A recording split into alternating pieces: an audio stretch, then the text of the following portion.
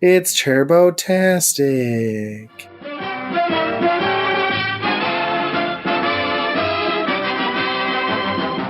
Yum, yum. It's time for a tasty and refreshing snack. David Crane's Amazing Movie Time! Hello and welcome to David Crane's Amazing Movie Time. This is a one-off piece to our podcast where we discuss movies and shows that we all want to watch. And I am Ryan, and with me we've got Justin and Andy. And today's movie that we are going to discuss, we've all watched, is Turbo Kid. This is a sci-fi film. Came out in 2015, and basically the description here. It's a post. It's a post-apocalyptic. Oh my god! Post-apocalyptic. Gotta get your mom. You want to buy them? Such a large American penis up in his sesame.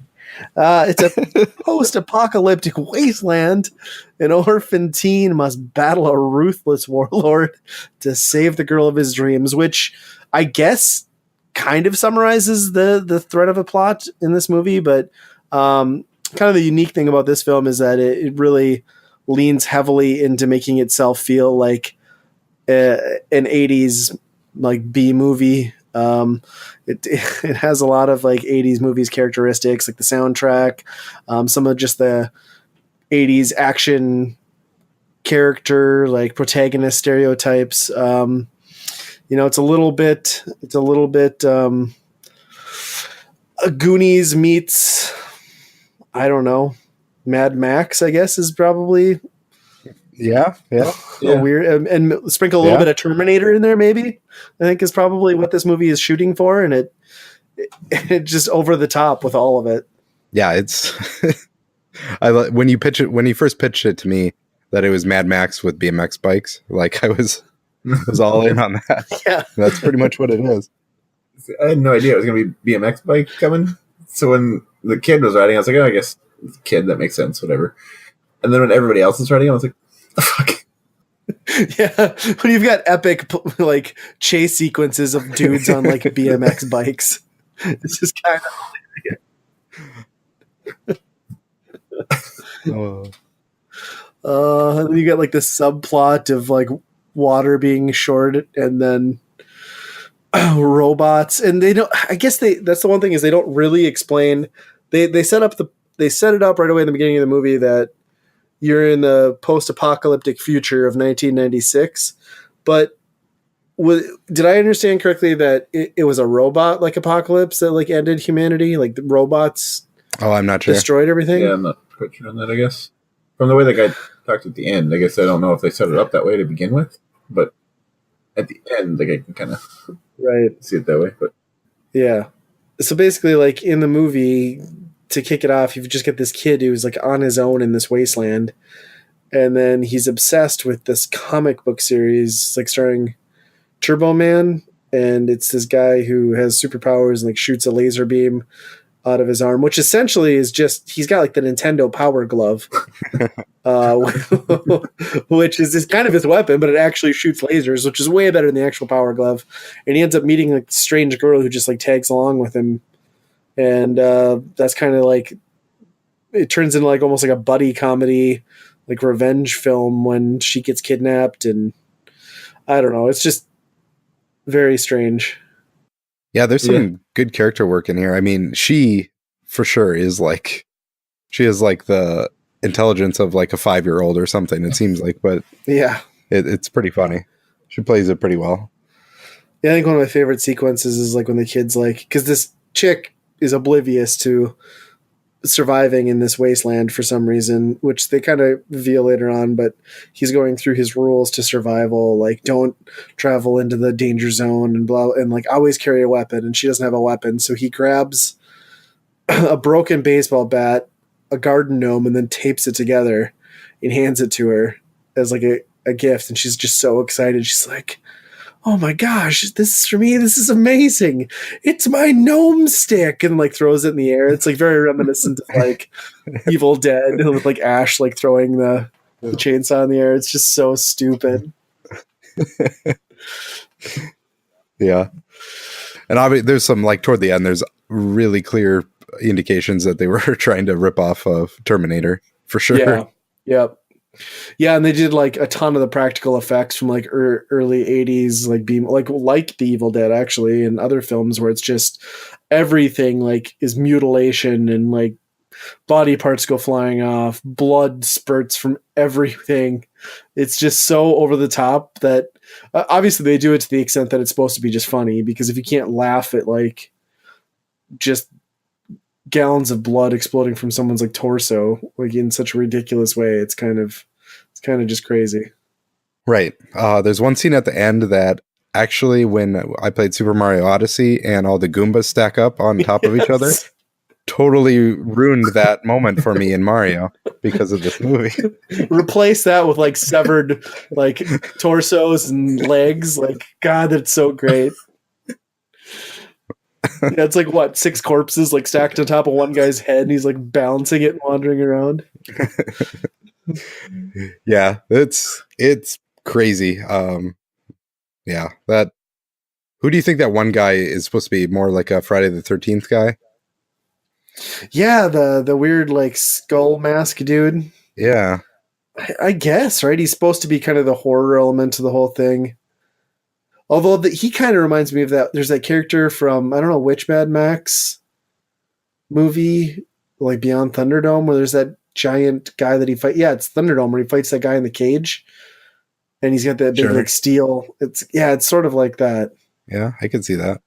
Yeah, that's a great scene too, where there's just sort of your typical, stereotypical like 80s badass action film guy who's just like this gruff dude.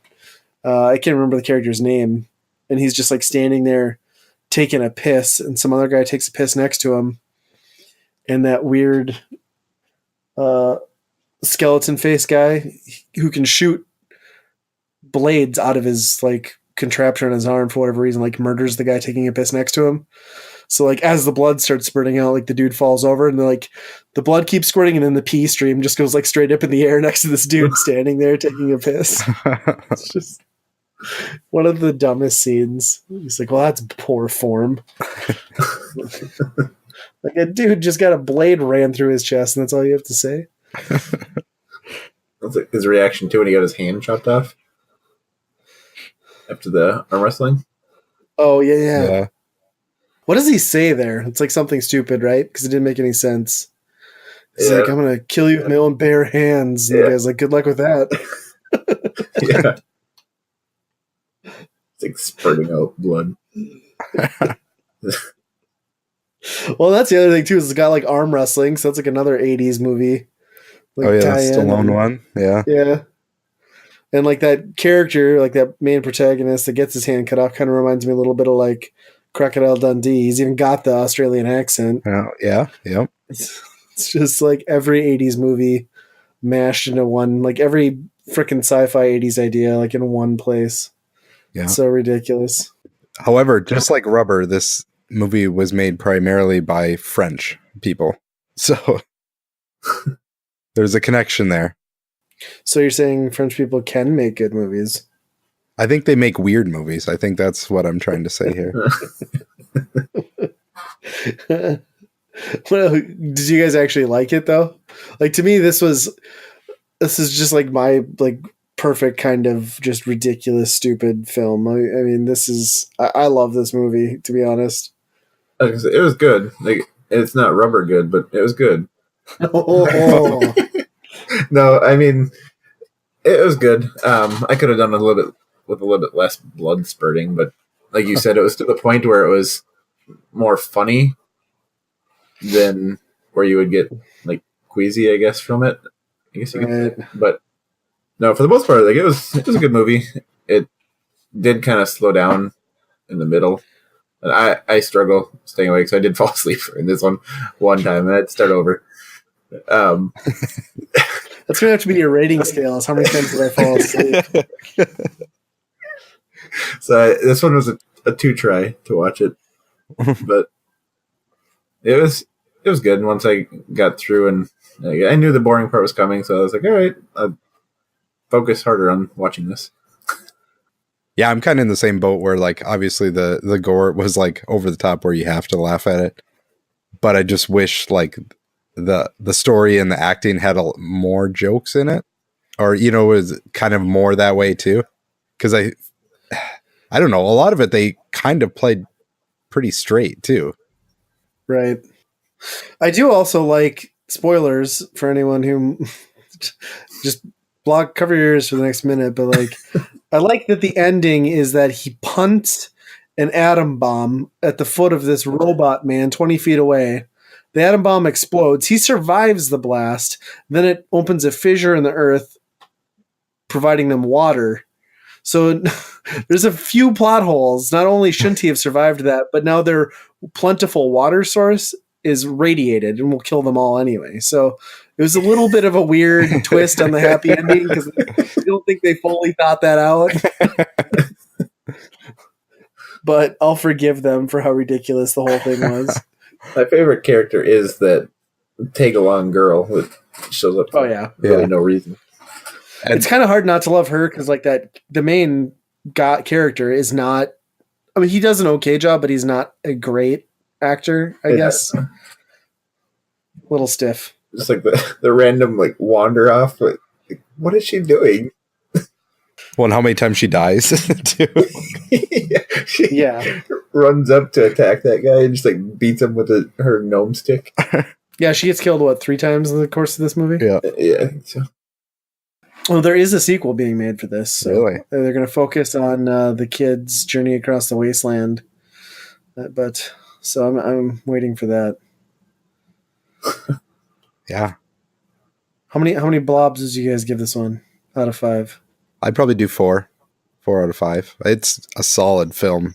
I mean, if you're in for a good laugh, like obviously, like if you're squeamish at all, like I don't know if this is a good movie to make it through. I watched this for the podcast with my wife, and she's just like, "Oh, gross! Why?" I'm like, "Cause it's great." I'd probably have to go a 3.5 probably as well. And this one, there's more story behind this one, so at least even as little sense as the story makes, it's got somewhat of a story. I think I'd go like 4.5 out of 5 for me, just because like I feel like this movie was made for me. Kind of, it's kind of this exact crap I like. I have a very particular type of movie like that I want to watch, and this is kind of it. Like I've never been into dramas or anything serious. Like I don't go to movies to be like put into suspense or have to like think about the plot. Like I just want something dumb and like in my face and just laughable, and that's kind of what this is. And there were no porgs, so although maybe it could have used porgs and they could have just murdered them brutally. Maybe that's what the next Turbo Kid 2, Porg again. I'm all over it. Do you think they stay with the 80s or do you think they jump to like 90s? Yeah, I don't know. You gotta wonder. Well, I mean, technically they were already in the 90s according to like the intro, but yeah, it was very much rooted in 80s tech. Yeah. I would imagine if they do a sequel to this, if they're going to keep the same character, they're going to have to make it almost like one of those movies that's like a direct leap off of the last scene you saw in the first film. Yeah. But who knows? Well, who knows if it'd even be made, to be honest. It's got an 89% on Rotten Tomatoes, but Roger Ebert only gave it 2 out of 4. Oh. Bastard. I mean, it's definitely worth a watch. Yeah. There's a lot of funny moments in there. Like, I'm bigger into like the ones where you actually have to like think about what is going on, like not really the suspense, but ones where you actually like have to piece stuff together and think about it more, because that keeps me awake, I guess. Yeah, I'm the same way. See, and I'm the opposite of you guys, because thinking about things make my head hurt, so I can't do it, and then I pass out from the pain. So I have to watch stuff like Turbo Kid.